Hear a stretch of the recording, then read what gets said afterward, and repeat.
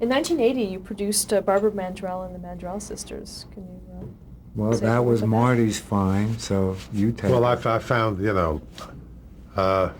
so I knew Barbara Mandrell. I didn't know her personally. She was working in state fairs, was on a few TV shows. But I then saw her on Mike Douglas with her sisters. So I know Fred Silverman and what he's looking for. So I found out if Barbara would do a show, but she didn't want to do it with her sisters. So I got a picture, a wallet picture from her mother of the three girls, went in and met with Saul Ilson, with Sid, who was the head of comedy and variety.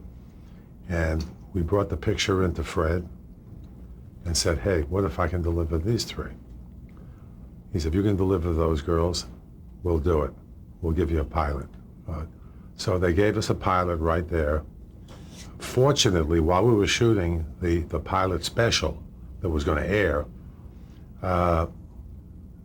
SAG was about to strike. And that means they wouldn't have too many, all the dramatic shows and all the film shows are gone. So while we're doing the pilot, we got another order for 6 more shows because they were under a different guild. So we wound up lucky enough to have, 7 shows right from the beginning, because the first show that we did, that we stacked up with, I think with Kenny Rogers and Dolly Parton. Mm-hmm. We still didn't get a rating. It took a while. Then ultimately that show got in the top 10. And we had 35 episodes, 1-hour shows. Then she couldn't do it anymore for physical reasons. And she left the city to go back to Nashville. Won a lot of awards, while she was doing it. And it was a big show for us. And big for country. Big. We were the first ones to make country for the whole country, so that was an accomplishment. And of course, every one of our shows always had puppets in it. We had Truck Shackley and the Texas Critters, Right. and that became very popular in the Barbara Mandrell show. Next, you have DC Follies. in the Oh 80s. yeah, that was another one of actually Marty's ideas, because Marty had an idea that he wanted to do a club in Hollywood with life-size puppets, and we would you'd come in and see a show, but Like it the would, Comedy Store, and have it change every night, with the news, Right. and that's where that whole idea came from. Then we were in Maui. We had a house in Maui at the time. That's when we had a few dollars. So we used to go to Maui once in a while. And we had these syndicators come by, Len Koch from Syndicast. And he was on his way back from Australia. And he stopped at our house, and I told him what, I think I don't think you were there. And we told him what the idea was. He says, okay, I'll give you $350,000 to do a pilot. So we did the pilot of DC Follies. That was the only syndicated show we had done. And I think it's the only one we've done to date. We took it to NAPTY, which is where you sell shows. We went to NAPTY, didn't have one sale, and by the time we left NAPTY, I think we had 75% of the market of the whole country. And the guy who really made it for us was a guy by the name of John Severino. And Fred Pierce, who was the president of ABC at one time, brought him to see DC Follies at 8 o'clock in the morning at our booth. So John Severino said, anything that can make me laugh at 8 o'clock in the morning, I'm buying. So they put it on here at 7:30 on Friday night, so it got tremendous ratings. So that show had a decent run. They got in trouble as a syndicator, and we wound up getting another one, Canon, and they got in trouble. And it was one of, these are the things that happen. But we're thinking about doing that kind of concept again today. I mean, let's face it, everything in the news, you don't need any writers. Read the newspaper. And these puppets were different than a lot of the These were life size with they were pretty unusual. They were real sized people. We had 150 or more characters. If you got in the news, 2 days later, we had a puppet of you. Right. In fact, I don't know if you can see that we have two of them behind. You might recognize the two behind us. Marty and Sid. I don't know if they're there. At the end of every show, Oh, they took them away. at the end of the show, Marty and Sid would argue for a couple of seconds. That was the closing. Yeah, it was an in-joke for the writers, actually. I'd like to ask you a couple of summing up questions. And first is, what are your current projects? What are you working on now? Well, Okay. Well, Marty knows. I'm up to date on all this. Well, we're really spending time on movies and on some more television. We've got Puffin Stuff and Land of the Lost at Sony Entertainment. So that, we've got, again, guys who grew up with our shows are now working on our projects. We got Larry Karaszewski and Scott Alexander are producing it with us. They wrote Ed Wood, Larry Flint. Man on the Moon. Right. And then we've got two other writers. Oh, I can't think of it. They're going to kill me. But they wrote the Scary Movie, which is out right Seltzer now. and- Seltzer, right. And Friedberg, I think. Mm-hmm. And so they're like, they started with us a few months ago, and they were getting, little money. Now I just read something that they just made a 7-figure deal with somebody. So they're very much into that. Then we made a deal with Danny DeVito's company, Jersey, and the president of that company, Stacy Scher, she has more memorabilia in her office of Krofft than I got in mine. And they're doing the Bugaloos. And they're doing the Bugaloos. Yeah. And that's at Jersey Universal. And then we've got some other projects we're doing. There's a new company called Crusader that's doing a movie with us that we brought to them called The Rat's Tail. And that's the story of Cinderella through the eyes of the coachman. So anyway, that's something else we're doing. Then we have the television rights to the show that made Johnny Carson a star. It's a game show. We call it the Anti-Game Show. Who Do You Trust? And then we're doing, because of Johnny Whitaker helped with this, we've got the film rights to Family Affair. So we had that placed at Warner's, and now we're out again. We have it in turnaround. So we're working on a kids project right now that I can't talk about, but something we've never done before for the kids 2 to 5, 2 to 6, 2 to 7. And it's all based on music. And it's something that, that I think could be something interesting for us. And that's about it. I'm sure there's more, but that's it for now. What advice would you give someone who wanted to start out as a puppeteer today? Most important thing you I tell them to go to college. As a puppeteer? Actually, there's a lot of work for puppeteers. A lot of work. We've got puppeteers right now. We're doing the Furby work. We have like our own creature shop with Tiger Hasbro, where we're programming with puppeteers all the foreign languages on Furby and some of their other characters. And they're making like lots of money, these people. They're puppeteers. They've been working on it for 2 years. There's puppets in so many movies. The Men in Black, those were all puppets. They weren't, But get your master's degree first. No, there's a lot of work out there for a puppeteer. We had our own school where we taught puppetry. And a lot of our puppeteers that are very, very famous now came out of our school. Any last comments before we conclude this interview? Well, now that I've done this interview, I know why I'm tired. If I did all this, I think I'm lucky I'm alive, right? But it's okay. And you ain't seen nothing yet. There's more to come. Well, on behalf of the Archive of American Television, I really would like to thank you both. Well, thank you. It's a great honor to be asked. Thank you. thanks. You have more patience than me.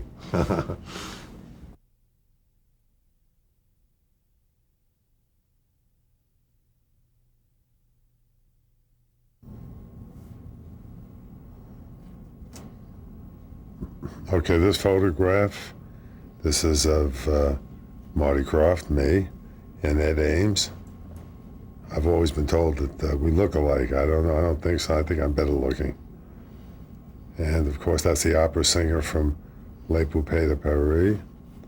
And I don't know who that other little puppet is. Must belong to Ed Ames. Perfect. There's a picture of me and Jerry Lewis, who was rehearsing with me while he was guesting on Pink Lady and Jeff for NBC. Jerry was a friend. I knew him a long time. And I asked him to show up, and he did. He showed up, and he took over, and we had a good time. Thanks. Well, this was during the election for president in 1976. Jimmy Carter and his daughter Caroline and Rosalind came to our puppet show at the World of Sid and Marty Krofft. I spent the day with them, and the side note is we had a hotel facing the park, which was, part of us, and we had a suite, the World of Sid and Marty Krofft suite. So he used that suite to win he won the election up in the puppet suite. We should make the correction that the daughter was Amy Carter. Who did I say it was? Caroline. You're right. Should we do it again? Okay, this was during the taping of the Patti LaBelle show that we did for NBC. And you see my brother on the left, Sid Charisse, the famous dancer, actress, and then Patti, and then Krista Krofft, my wife, and myself. So this was a great show that we did with Patti. Okay, this is Sid Charisse again, and myself at some kind of a dinner. And maybe it was the same night, maybe this was the party for Patti LaBelle. But the gentleman on the left, oddly enough, his name is Ron Scott. Ron Scott ran for us the Jack Wild fan club when he did Puff and Stuff. And he did it without a computer. The problem was he had about 500,000 names on his desk, and he didn't know how to get to the people. So anyway, that's what that is. Well, this was at the entrance after you took the escalator ride to the World of Sid and Marty Krofft in Atlanta. And that mime up there, that was about 25 feet, something like that. And that's me on the right being hugged by Art Fisher. Art Fisher directed Pink Lady, the Brady Bunch hours. Art Fisher directed all the Sonny and Cher shows, all the Cher shows. And he was a close friend of mine. He started the whole variety thing. He ultimately got killed in a helicopter accident. And that was the morning I could have been in a helicopter with him. So that was 1976, this picture. May 26th. Well, this is the cast from The Land of the Lost, the original. Marshall, Will, and Holly on the left. And the Pacoonies. And the center guy is Chaka. And Holly on the right there is Kathy Coleman. And Will, the Marshal. Oh, I flashed out on his name. He'll hate me. And Wesley Yore was the son. He also at the same time he did the show was starring in Days of Our Lives. So let me see what else I know about this picture. Well, of course, we have good memories of this picture. As Sid said, this was our biggest hit from the standpoint of the ratings. We had the widest range audience, age-wise, on this one. Of course, the dinosaurs at the time, that was a new thing to the kids. That was Spencer Mulligan, if you want. Yeah, I just remembered. That was Spencer Mulligan, the dad. Yeah, he was in every season but the last one. he somehow disappeared. His uncle came in, or the kid's uncle came in. Well, this is again Marshall, Will, and Holly, and of course the intelligence Lee Stack Enoch, who befriended them, and this was one of the episodes, and that's it. Well, of course, this is H.R. Pufnstuf on the right, with Kling and Klang and the Rescue Racer, and Jack Wilde holding Freddie the Flute. Jack Wilde plays Jimmy. This is a picture, that you're looking at that's probably been most seen everywhere, from TV Guide to a lot of other places. So this is one of our popular ones. All right, here we are with our hero from the sea, Sigmund, with Scott and Johnny Whitaker on the right, Sigmund on the far right, Scott Colden, and these were the three guys that made this series happen.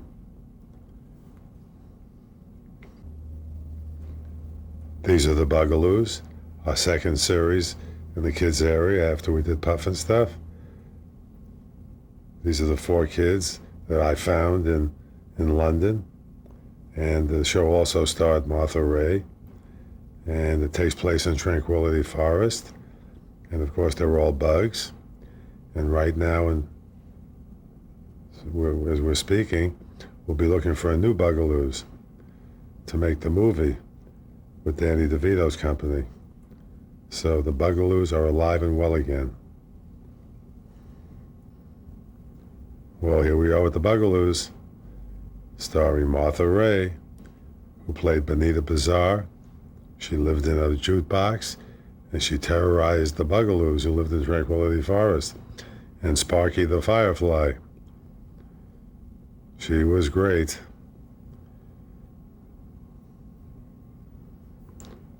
This is Lenny Weinrib, the star of Magic Mongo. And he was the genie. But Lenny Weinrib, more importantly, was the voice of H.R. Pufnstuf. And he wrote the shows with Bob Rodolphe. So Lenny was a very important part of our lives. And by the way, he's living in Chile today, waiting for the Pufnstuf movie to start so he can do the voice again. And I've been speaking with him, and it's kind of nice to know that a lot of our people are still around, including us.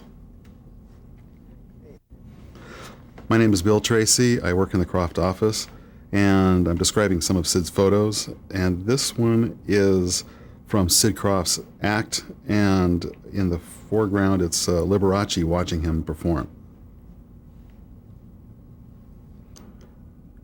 Uh-oh. This is Sid Krofft, is a publicity shot of Sid Krofft. Shoot, I'm sorry, I don't know.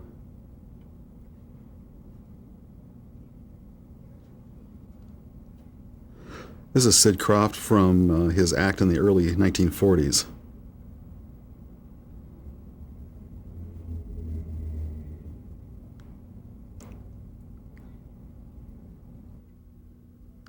These marionettes are actually of Sid's favorite puppets. They're the Balinese dancers. This is from the 1940s, and the three puppets hanging from the rack are still in existence.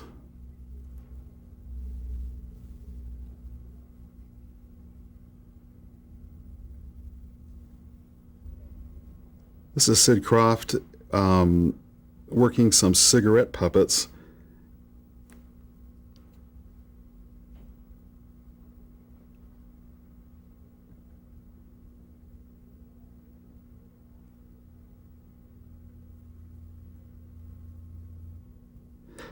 This is a picture of Marty on the left and Sid on the right. It's a publicity shot from about 1970 when they were doing the H.R. Pufnstuf movie.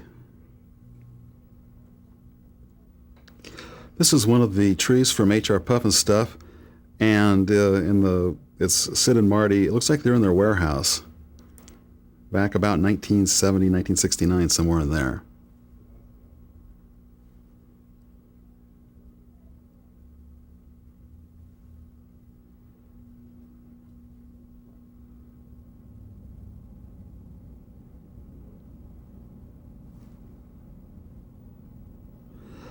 Here's a picture of Sid doing one of the many shows he did on ABC.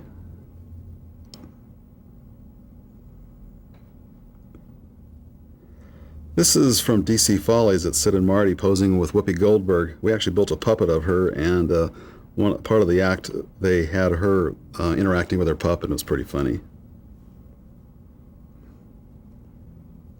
Creative is the word for Krofft Enterprises.